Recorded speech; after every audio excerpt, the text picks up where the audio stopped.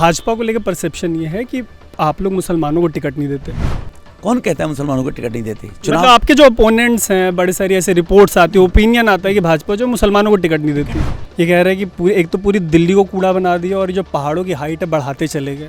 कुछ media reports भी कह रही है कि ड्रोन सर्वे में, एमसीडी चाहे जो भी कह रहे हो, ड्रोन सर्वे में ये निकल के आया कि हाइट बढ़ी है पहले से। कूड़ा अगर कूड़े लैंडफिल साइट पर नहीं डलेगा तो कहाँ डलेगा? शीला दीक्षित अगर उनको ओवरऑल एब्सोल्यूट में देखे तो 15 साल दिल्ली चली, वैसे कैसी पॉलिटिशियन थी? कम से कम केजरीवाल से तो 10 गुना बेटर थी। एक नाम बता दूंगा कि अपोजिशन में ये वाला बंदा हम लोगों को लगता है कि अपनी साइड होता है बढ़िया बंदा है। एक नाम ले लो, बस एक। नहीं, ये भारत माता की जय बोलने वाले सारे पॉलिटिकल आदमी हमारी पार्टी में हैं तो सबका स्वागत है, हमें सभी अच्छे लगते हैं। आम आदमी पार्टी वाले कह रहे हैं कि वो सोल्यूशन देंगे, अगर आ गए तो मतलब वो लंदन से, न्यूयॉर्क से लोगों को लाएंगे और इनको हटवाएंगे। मुख्यमंत्री है ना, राज्य को ठीक रखना, लंदन जैसी राजधानी बनाने की ड्यूटी है ना। 8 साल में सोल्यूशन को नहीं लेकर आए।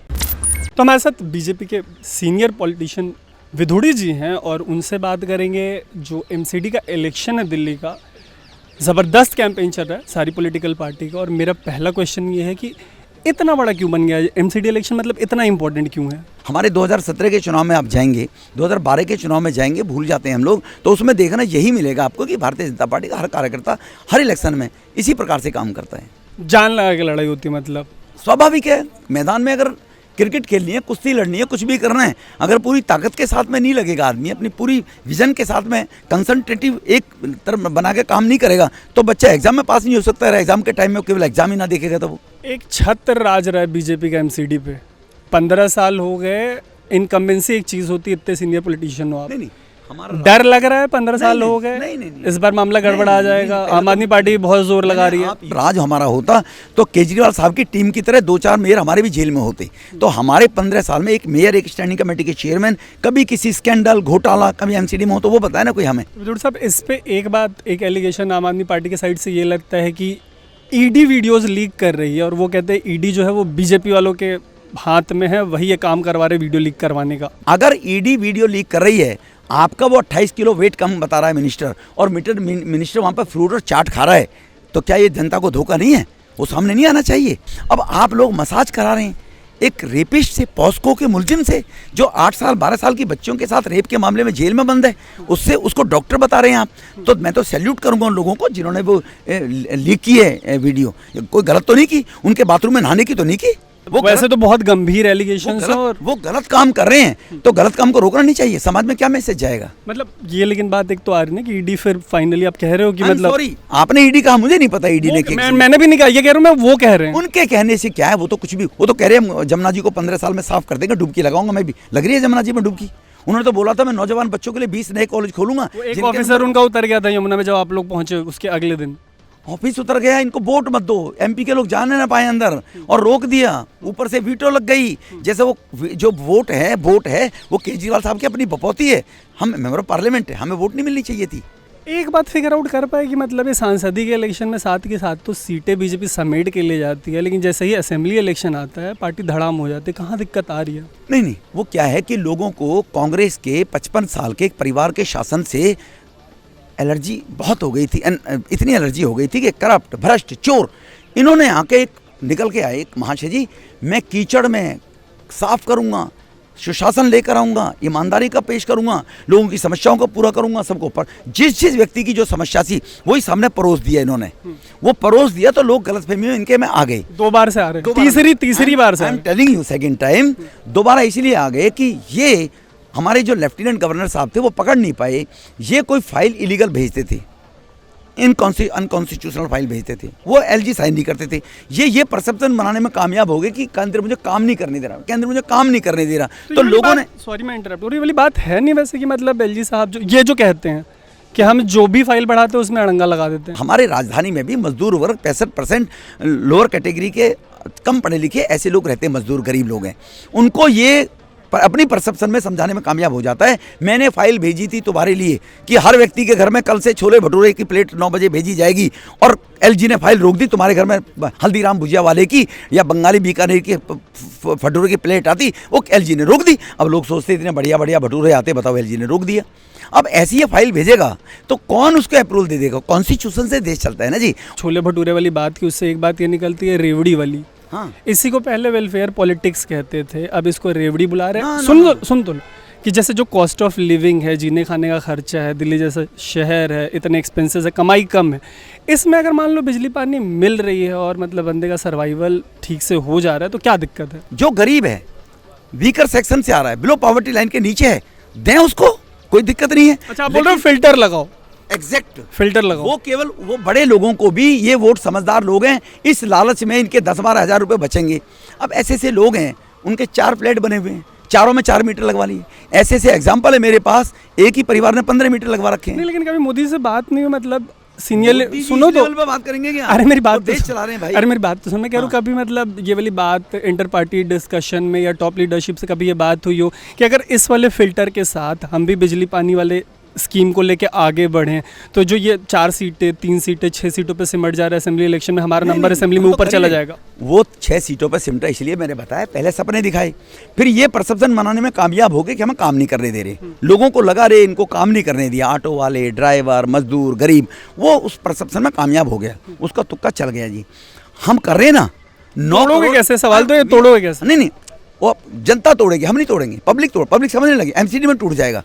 आप देखिए 9 करोड़ परिवारों में उज्ज्वला योजना से गैस कनेक्शन दिए गए, जिसके घर में गैस कनेक्शन जो कोठी में रहता है उसको नहीं दिए गए। हम कर रहे हैं ना, किसी ने मना किया? जो छोटा किसान है, 1 एकड़, आधा एकड़, 2 बीघा, उनको किसान सम्मान निधि उनको दे रहे हैं। 5 एकड़ 10 एकड़ वाले फार्मर को नहीं दे रहे हैं। वेलफेयर स्कीम आप लोग भी चला रहे हो तो इसको मतलब इसको भी फ्रीबीज बुलाएंगे? फ्रीबीज बुलाएंगे, इसको नहीं बुलाएंगे? बस इतना बता दो। नहीं, मैं आप ही की बात को कह रहा हूँ कि वेलफेयर के लिए, एम्पावरमेंट के लिए, जिसको जिसका हक नहीं मिला उसको मदद की जाए तो अच्छा है। जिनका हक 40 साल से मरता रहा उसको देना, वो हम कब मना कर रहे हैं? केजरीवाल साहब बिजली फ्री दे, ये शीला जी भी देती थी, केजरीवाल साहब सबसे अलग नहीं दे रहे। पानी दिल्ली में पहले से ही फ्री था, झुग्गी बस्ती में, अनियमित कॉलोनी में, रूरल बेल्ट में फ्री था पहले कौन से बिजली आती? आप किसी झुग्गी में बूझो कि 70 साल में कभी पानी का बिल दिया उन्होंने? कभी नहीं दिया। लेकिन ये इस परसेप्शन बनाने में जो बड़े लोग हैं, झुग्गियों में नहीं रहते हैं, उनको भी लगा रहे यार अब तो इसने फ्री पानी दी रही है, इसका मतलब पहली सरकार है पानी का बिल लेती थी, झुग्गी बस्ती में पहले भी पानी के बिल। परसेप्शन वाले पे एक क्वेश्चन है कि भाजपा को लेकर परसेप्शन ये है कि आप लोग मुसलमानों को टिकट नहीं देते। कौन कहता है मुसलमानों को टिकट नहीं देते? चुनाव मतलब आपके जो अपोनेंट्स हैं, बड़े सारी ऐसे रिपोर्ट्स आती है, ओपिनियन आता है कि भाजपा जो मुसलमानों को टिकट नहीं देती। नहीं, टिकट किसको दी जाएगी? टिकट दी जाएगी विनिबल आदमी को। चुनाव जीतने के लिए लड़े जाते हैं, शौक पूरा करने के लिए लड़े जाते हैं, तो जो हमारा विनिंग कैंडिडेट होगा जहाँ पे, उसी को टिकट देंगे ना। हमें लग रहा है कि मुस्लिम समुदाय का कोई कार्यकर्ता बेचारा उस शिद्दत के साथ में काम पार्टी में नहीं कर पा रहा, लोगों पर इमेज नहीं बना पा रहा है, और इसके कारण उसको हराने के लिए क्यों टिकट दे दें? है ना, हम उनको एमएलसी में लाकर, हम उनको राज्यसभा में लाकर, उनको मंत्री पद बनाकर उनको सम्मान तो दे ही रहे हैं हमारी पार्टी में जो लोग हैं। तो इसमें ये कहाँ हो गया मुसलमानों को? हाँ, कोई जीतने वाला मुसलमान, ओखले में दी हमने टिकट मुसलमान को, मुसलमानों ने वोट नहीं दिया, 6000 में सिमट गया बेचारा, है ना जी, दी ना हमने ओखले में टिकट। इस बार भी 5 टिकट पे आप लोगों ने आई थिंक बेट लगाया, मतलब मुस्लिम कैंडिडेट्स हैं आप लोगों के दिल्ली में। तो आपने कहा आप कंट्रोल नहीं, तो मैं तो वही तरह कर रहे हो कि मुस्लिमों को टिकट नहीं देते, तो पत्रकारों को पकड़ लोगे। मैं तो कह रहा हूँ कि दुनिया की हद, मैं तो बस इतनी सी बात कह रहा हूँ कि फिर ये कौन सी चीज़ बदली, क्या आया दिमाग में कि इस बार 5 कैंडिडेट्स उतार के देखते हैं? अभी कह रहे हो 6000 वोट पे सिमट गए थे। वह इसलिए है कि वह 99% मुस्लिम है और हमारा कार्यकर्ता है। अब वो मुसलमान की कितनी वोट ले पाएगा, इसलिए उसको हमने टिकट दे दी कि वह हमारे पास ऑप्शन नहीं है कोई और, इसलिए वो मुसलमान ज़्यादा है। अब इसी में अंदाज़ा लगाने देखना, आपको गिननी पड़ेंगी 100 या 200, क्योंकि राष्ट्रवादी लोग जो हैं वो कुछ लोग बाहर की बातों से, केजरीवाल जैसी परसेप्शन बनाई बातों से कि हम एंटी मुस्लिम हैं, अगर हम एंटी मुस्लिम होते तो सबसे ज़्यादा उज्ज्वला योजना में गैस कनेक्शन मुस्लिम बहनों ने लिए हैं। अगर हम एंटी मुस्लिम होते तो 3 तलाक का कानून लेकर नहीं आते उन माता बहनों के, उन बहनों के सम्मान के लिए। अगर हम एंटी मुस्लिम होते तो जो शौचालय बनाए गए हैं वो 22% मुसलमानों के घरों में बने हैं, तो उनका हम फंड रोक देते। उत्तर प्रदेश में हमारी सरकार है, हरियाणा में हमारी सरकार है, कभी नहीं रोका, मुस्लिम के घर में भी बना। चलो एमसीडी पे लौटते हैं, मतलब ये आपसे कभी जिंदगी में तसल्ली से मौका मिला तो बड़ी सारी इसी वाले टॉपिक पे बात करेंगे। मेरे को ये बताओ कि ये जो कूड़े के पहाड़ हैं, ये कह रहे हैं कि पूरी, एक तो पूरी दिल्ली को कूड़ा बना दिया और जो पहाड़ों की हाइट है बढ़ाते चले गए। कुछ मीडिया रिपोर्ट्स भी कह रही है कि ड्रोन सर्वे में, एमसीडी चाहे जो भी कह रहे हो, ड्रोन सर्वे में ये निकल के आया कि हाइट बढ़ी है पहले से। कूड़ा अगर कूड़े लैंडफिल साइड पर नहीं डलेगा तो कहाँ डलेगा? नंबर 1, वो मास्टर प्लान में सैंक्शन लैंडफिल साइड है। दिल्ली का कूड़ा उत्तर प्रदेश अपने अंदर डलवाएगा क्या? आम आदमी पार्टी वाले कह रहे हैं कि वो सोल्यूशन देंगे, अगर आ गए तो मतलब वो लंदन से, न्यूयॉर्क से लोगों को लाएंगे और इनको हटवाएंगे। मुख्यमंत्री है ना, राज्य को ठीक रखना, लंदन जैसी राजधानी बनाने की ड्यूटी है ना। 8 साल में सॉल्यूशन को नहीं लेकर आए। ये तो हवा वाली पे आई एम सॉरी, 8 साल में सॉल्यूशन लाते और बीजेपी के सामने रख देते और कहते हमने बीजेपी को सॉल्यूशन दिया था, बीजेपी ने इसने काम नहीं किया, तो मैं मानता। आप 8 साल में तो लेकर नहीं आए। अब क्योंकि बीजेपी सॉल्यूशन लेकर आ गई है, 2016 में पॉलिसी आ गई है, वेस्ट टू एनर्जी के प्लांट लग गए हैं, 18 महीने में ऑटोमेटिकली सारे कूड़े के ढेर खत्म हो जाएंगे। उससे पहले भारत में कोई टेक्नोलॉजी थी नहीं। मैं बस एक कह रहा हूँ कि 27 में आप रहोगे, इतने बड़े पॉलिटिशियन हो, आप कह रहे हो कि 5 साल बाद जब इलेक्शन होगा और एमसीडी में अगर बीजेपी लौट जाती है, जो पहाड़, एक तो लैंडफिल बढ़ेंगे नहीं आप कह रहे हो, और दूसरा कि जो एग्जिस्टिंग पहाड़ है वो नजर नहीं आएंगे 27 में। लोकसभा के चुनाव में नजर नहीं आएंगे आपको। जब लेफ्टिनेंट गवर्नर साहब ने कहा 18 महीने में ओखले वाले लैंडशिप फाइट, आज भी फोटो ले लो और 18 महीने में मैं आपको लेके चलूंगा, आप देखोगे। आज वहाँ 2000 मीट्रिक टन के कूड़े के निस्तारण का प्लांट लग रहा है। ये रिकॉर्ड पे आपका स्टेटमेंट, सांसद साहब का स्टेटमेंट रिकॉर्ड पे। हम वो कांग्रेस के जमाने के या उन पार्टियों के लटकता भटकता कुछ भी कह दो बदल जाओ, हम उन सांसदों में नहीं है। यूथ और महिलाओं के लिए क्या है? जैसे महिला सुरक्षा एक बहुत बड़ा मुद्दा है दिल्ली में, महिलाएं। और सुनो, बात कर रहे हो एमसीडी की बात करनी है, फिर आप महिला सुरक्षा, एमसीडी का महिला एमसीडी में लाइट जो स्ट्रीट लाइट है वो इशू नहीं है, एक इशू है ना। 5.5 लाख स्ट्रीट लाइट हमने एलईडी की जो लाइट लगाई है, उनसे 140 करोड़ रुपए की तो लोगों की बचत कराई है। और एमसीडी के हर डार्क पॉइंट के ऊपर आज भी अगर कोई बताता है, अगर कंप्लेंट करता है वहां पर, अब आम आदमी पार्टी का पार्षद है, वहाँ डार्क पॉइंट हो रहा है, लाइट नहीं जल रही है, अब वो पार्षद की ड्यूटी बनती है। अब एमसीडी इतनी बड़ी दिल्ली के अंदर आप चैनल चला रहे हो, हर गली में थोड़ी आपने स्टिंगर छोड़ रखे हैं हर जगह, वहाँ से कौन रिपोर्ट देगा, वहाँ से कौन रिपोर्ट देगा। तो ये जो चुनकर कॉर्पोरेटर भेजे हैं आज भी होगा। और आप जो बात कह रहे हैं कि आने वाले 6 महीने के अंदर एक भी, मैं आपके चैनल के साथ चलूंगा, आपके साथ एक भी डार्क पॉइंट मुझे बताना और 2 दिन के अंदर बताना। यहाँ पर देखो डार्क पॉइंट 2 दिन के बाद, और आज भी हमने पूरा किया है। तो हवा जो इतनी जहरीली है नेशनल कैपिटल में, कल से भागे आप पोल्यूशन सुनो, पोल्यूशन लैंडफिल्स की वजह से पोल्यूशन एक कंट्रीब्यूटर नहीं है वो। अच्छा, एक और मतलब जैसे मान लो कि जैसे शहर का जो बंदा है वो तो ओवरऑल में मतलब ये देखेगा ना कि आप लोग भी कौन सी पॉलिसीज ले आ रहे हो जिससे 1% भी नीचे जाइए। हमने कह दिया ना 16 महीने में, 18 महीने में ये कूड़ा साफ हो जाएंगे सारे के सारे। लेकिन जो केजरीवाल पड़ोसी राज्यों पर डाला करता था पॉल्यूशन के मामले में, अब पंजाब में उसकी सरकार है, अब वहाँ पराली क्यों जल रही है? जो टेक्नोलॉजी, जो व्यवस्थाएं 8 साल में केजरीवाल को लानी चाहिए, केजरीवाल ने 5 साल में कहा था मैं फ्री पॉल्यूटेड दिल्ली बनाऊंगा, उससे डबल हो गई। अभी लगा कि दिल्ली की पॉलिटिक्स बहुत ज्यादा कॉन्फ्रंटेशनल हो गई है, बैठना चाहिए दोनों तीनों साइड को मिल के, राजधानी है मैं वही बोल रहा हूँ ना कि मतलब जैसे कभी लगा कि उनसे ठंडे दिमाग से बैठ के बात करें, यार मिल के हवा ठीक कर। ये किसी ड्यूटी बनती परिवार के मुखिया की। केजरीवाल साहब अर्बन नक्सलाइट हैं, ये उनकी ड्यूटी बनती है। ये होता क्या पहले तो अर्बन नक्सल, ये तो बता दो। ये शहरी नक्सलवादी है जो ये मैं पूछना चाहता हूँ केजरीवाल साहब से कि केजरीवाल साहब आप मुख्यमंत्री हैं, सिटिंग चीफ मिनिस्टर को अर्बन नक्सल बुलाना, सांसद साहब अच्छी चीज है। घर को चलाना किसकी जिम्मेवारी है? मुखिया की या बच्चे की? पहले बताइए किसकी जिम्मेवारी घर की? मुखिया की। केजरीवाल मुख्यमंत्री है, मुखिया है, आज तक कभी 3 मेयरों को उसने चाय पे बुलाया? ये किसकी जिम्मेवारी है? कौन दोषी है?